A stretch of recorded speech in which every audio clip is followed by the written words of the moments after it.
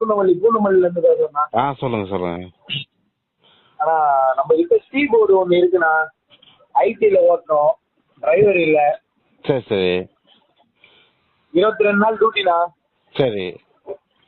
திங்கள்ல இருந்து வெள்ளி duty.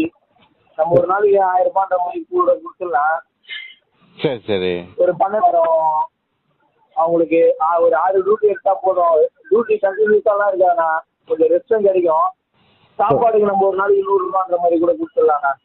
Contact number சொல்லுங்க. கான்டாக்ட் நம்பராண்ணா? ஆமா. 97 91 52 75 66. ஓகே. சனி ஞாயிறு லீவுண்ணா.